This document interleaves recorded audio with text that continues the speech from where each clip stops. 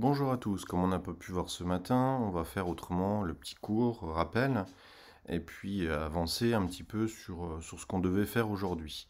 Alors, je vous avais demandé de regarder, de faire l'activité de la terminée, celle qui parlait de la biodiversité au cours des temps géologiques, donc la petite histoire sur les dinosaures, et de regarder, d'essayer d'expliquer à l'aide de vos documents, comment avait pu aboutir la disparition de nos dinosaures. Alors, je vous avais laissé le choix, vous vous souvenez, soit de répondre directement à la question ici sans l'aide de questions, soit vous trouviez que j'étais un petit peu trop fou et que c'était un peu trop compliqué, vous pouviez utiliser les différents types d'aides. Et nous, on va commencer à répondre à à la première aide. Alors, la première aide, la question, elle était de montrer les conséquences des événements récents sur l'atmosphère terrestre. Alors, fallait se servir de ce document. Et qu'est-ce qu'il nous racontait ce document? Eh bien, que en 1783-1784, on a eu une énorme éruption volcanique au niveau de l'Islande qui a évacué pas mal de lave, vous voyez, ça représente beaucoup de choses, 15 km3, c'est important, et ça a fait d'importantes émissions de gaz, de poussière et de fragments de lave solide, à peu près 1100 mégatonnes. Alors, mégatonnes, c'est des millions de tonnes, donc c'est quelque chose qui est énorme. Qu'est-ce que ça a eu pour conséquence? Le rayonnement solaire, il a diminué sur la Terre, et les températures, elles ont diminué pendant des années à la surface du globe de 1 degré à peu près, minimum. On a pu aussi remarquer la chute d'une météorite au niveau de Tunguska, en Sibérie, en juin 1908, comme vous pouvez voir sur le document. Combien elle pesait? Elle pesait 100 000 tonnes à peu près, elle faisait que 50 mètres, même si c'est déjà pas mal, elle faisait que 50 mètres.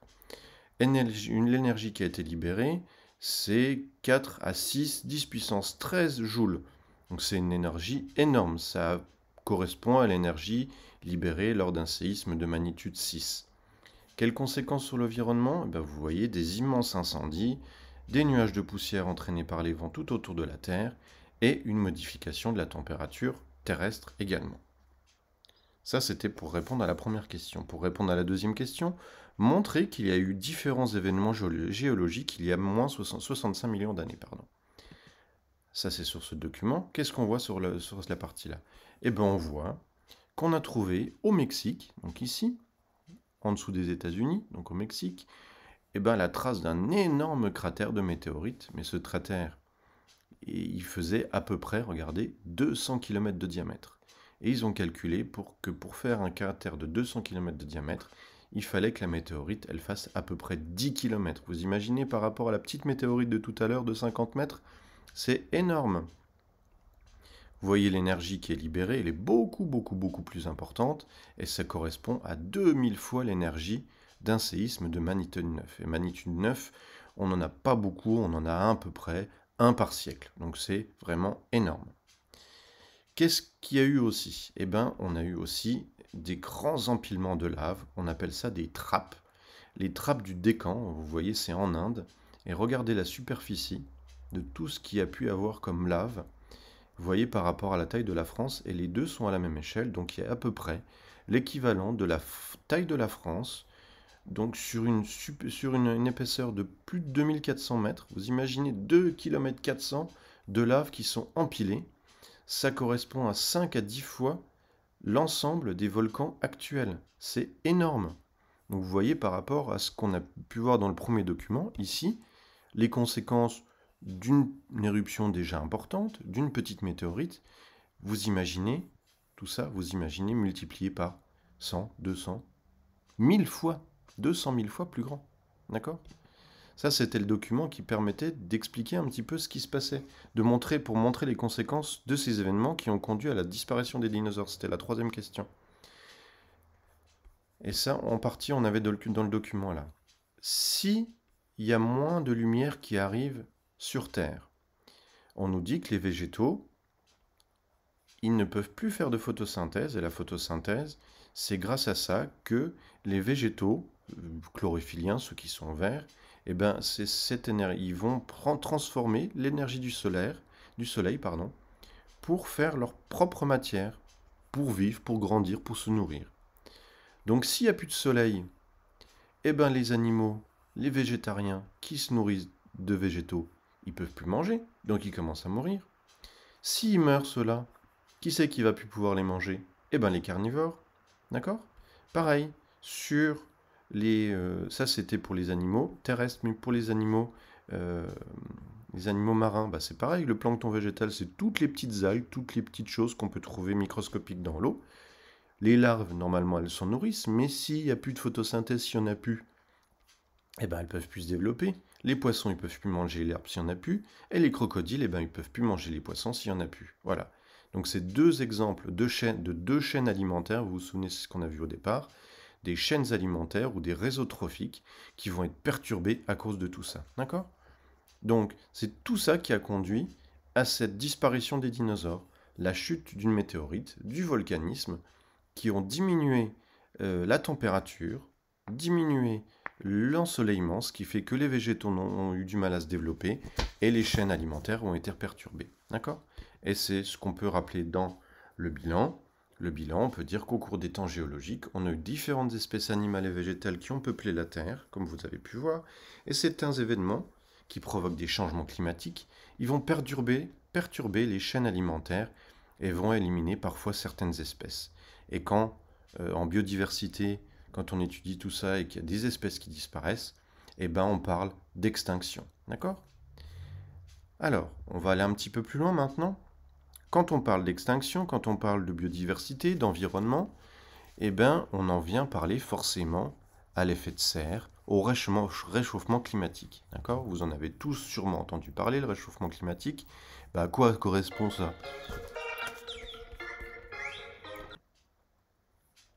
Bon, on reprend. Désolé, j'ai eu un appel, c'est pas grave. Alors, on disait qu'il y avait le changement climatique, on parle de réchauffement, à quoi ça correspond, qu'est-ce que c'est, et qu'est-ce que c'est une chose de normale, bien sûr, déjà. Alors, ça, vous allez voir, donc c'est le grand 4. Quelles sont les causes et les conséquences du réchauffement climatique actuel et comment préserver notre environnement? Donc je vous laisserai bien reprendre tout ça dans le cours, ça sera sur École Directe comme d'habitude. Donc ça, c'est notre activité 4 qui va nous permettre de proposer à partir de l'étude de documents des causes et les conséquences du réchauffement climatique actuel. Alors, on a besoin de ceci. Qu'est-ce que c'est? Qu'est-ce que c'est? Eh bien, ce sont les documents tout un ou. C'est pas ça, c'est pas grave. Hop, ça va revenir. Voilà. Tous les documents dont vous allez avoir besoin pour faire cette activité. Vous avez une série de questions que vous reverrez ici, c'est tout en bas. Hop, une série de questions là. Et vous avez des documents à répondre. Alors, qu'est-ce qu'on a? Le premier document, qu'est-ce qu'il va nous raconter? Eh bien, il va nous aider à répondre à la première question, à savoir qu'est-ce que l'effet de serre? Eh bien, l'effet de serre, c'est ça, c'est là la définition. C'est l'augmentation de la température moyenne de la surface de la Terre à cause de certains gaz dans l'atmosphère. Alors, si on veut raconter vite ce qui se passe, on a le Soleil qui va émettre des rayons. Vous savez, en été, on a bien chaud quand on est bien au Soleil. Et bien, c'est grâce au Soleil qui nous envoie ces rayons qui vont nous réchauffer. Ils vont nous réchauffer. Une partie de ces rayons vont être absorbés par la Terre, mais une autre partie va être réfléchie comme un miroir. Normalement, tout ce qui va être réfléchi, ça veut dire c'est des choses qui sont en trop pour la Terre dont elle n'a pas besoin. Normalement, ça devrait repartir dans l'espace et c'est pour ça qu'on a une température moyenne qui reste à peu près stable. Mais à cause de certains gaz à effet de serre, vous les voyez ici, eh ben cette chaleur va être absorbée, elle va être à nouveau retransmise à la Terre, ce qui va faire augmenter la température de l'atmosphère. D'accord? Donc c'est pour ça, c'est ça le réchauffement, c'est ça l'effet de serre. C'est comme dans les serres que peuvent avoir vos parents. Eh ben, à l'intérieur de la serre, il fait beaucoup plus chaud qu'à l'extérieur. C'est bien pour protéger les végétaux et leur permettre de grandir beaucoup plus facilement. Ensuite, la question 2, elle nous demande « Donnez le nom des gaz responsables de cet effet de serre ». Alors ça, il faut aller voir le document 2. Le document 2, il nous raconte « Les émissions mondiales des gaz à effet de serre issues des activités humaines », ça c'était des chiffres en 2010. Qu'est-ce qu'on voit? On voit qu'il y a surtout, comme gaz à effet de serre, le dioxyde de carbone qui rentre à 52% dans les gaz à effet de serre. On a également du méthane, à peu près 42%. On a aussi les gaz fluorés, 2%. Et en jaune, on ne voit pas très bien, c'est tout le protoxyde d'azote. C'est moins important, mais ça rentre quand même en ligne de compte. Donc vous vous rendez bien compte ici sur ce document que c'est surtout le dioxyde de carbone qui va nous intéresser. Ensuite, quelles sont les activités qui produisent le plus de ces gaz? Ça, c'est le document 3 qui va nous le raconter. Le document 3, il explique la répartition justement des gaz, de l'émission des gaz à effet de serre par secteur d'activité. Qu'est-ce qu'on voit?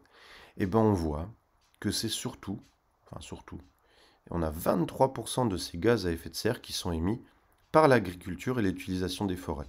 La déforestation, les forêts qui brûlent, etc., etc. Il y a 26%, donc beaucoup plus, qui sont dus à l'électricité et au chauffage, à tout ce qu'on consomme à la maison. Toutes les usines qui construisent, consomment aussi. On a 18% qui correspondent à l'industrie. Et puis, on a 14% qui correspondent à la combustion des déchets, qui est ici, donc tout ce qu'on va brûler, d'accord? Mais vous voyez bien que ce qui est surtout important, ce sont l'industrie, et je raconte des bêtises, 23%, c'est les transports, d'accord? L'agriculture, non, c'est bien ça. C'est 23% pour l'agriculture, les transports, c'est 14%, je vous dis des bêtises.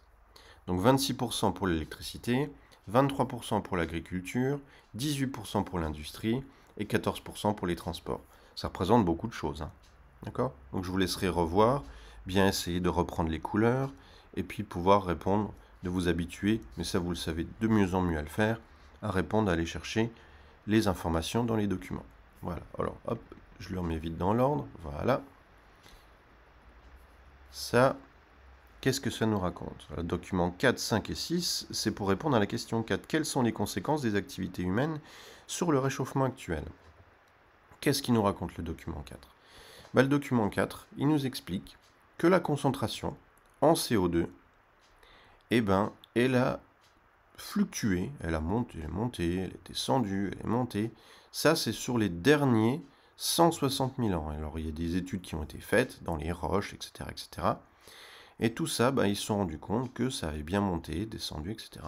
Mais c'est surtout, regardez, depuis 1848, depuis le début de l'ère industrielle, non seulement le carbone, il n'a jamais été aussi haut, mais il augmente en flèche. D'accord? Et on s'est rendu compte que ces fluctuations de la teneur atmosphérique en CO2, ça allait en parallèle avec les augmentations et les baisses de température. Regardez, ça se suit. Alors, qu'est-ce que ça nous raconte, ça? À votre avis, si ça a fait comme ça les derniers 160 000 ans, et que là, ça augmente en flèche la teneur en CO2, oui, la température, elle risque d'augmenter fortement si on continue comme ça. Et si elle augmente fortement, qu'est-ce que ça va faire? L'ours, sur sa banquise, un glaçon, ça va faire quoi dans un verre chaud? Ça va fondre. Qu'est-ce que ça va faire si ça fond?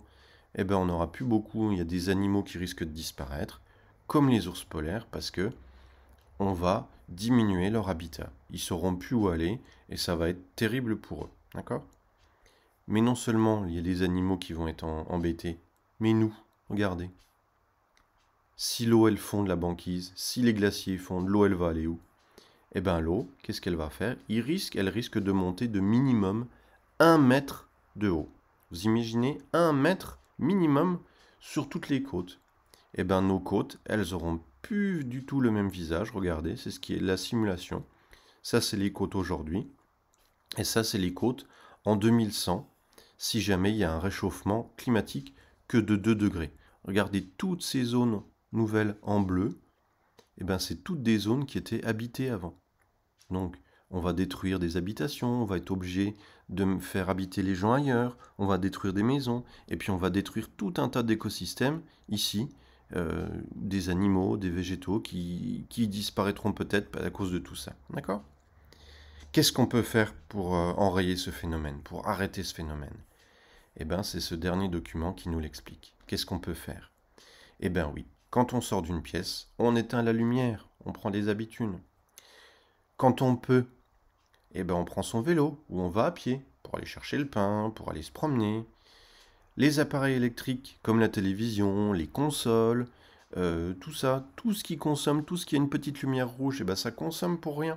Et regarde, on a vu dans un autre document, regardez dans celui-là, on a vu dans ce document, regardez l'électricité et le chauffage, c'est ça, à cause de ça, surtout, les gaz à effet de serre, d'accord? Qu'est-ce qu'on peut faire aussi à la maison avec le chauffage? Eh ben, au lieu de mettre trop fort le chauffage, eh ben, on s'habille un petit peu et on baisse la température du chauffage. D'accord? Alors oui, c'est compliqué. euh, on peut croire que ça changera rien si on le fait, mais c'est quand même important. Ok? Si on fait le bilan de tout ça, eh ben le bilan, vous l'aurez tous compris, que l'augmentation des activités humaines depuis début 1900, elle a fait exploser le taux de CO2 dans l'atmosphère. C'est un gaz à effet de serre. Il provoque l'augmentation de la température globale du globe. Si nous n'agissons pas tous aujourd'hui, le niveau des mers, vous l'avez vu dans le document, il risque d'augmenter de plusieurs mètres et ainsi on va mettre en danger la biodiversité actuelle. Ce qui est important de comprendre, c'est que chaque petit geste compte. D'accord? Allez, je ne vais pas vous embêter plus longtemps, donc n'hésitez pas si vous avez des soucis de me contacter comme d'habitude, je suis disponible. Voilà, je vous laisse et puis on se retrouve mercredi pour être ensemble en cours. Au revoir.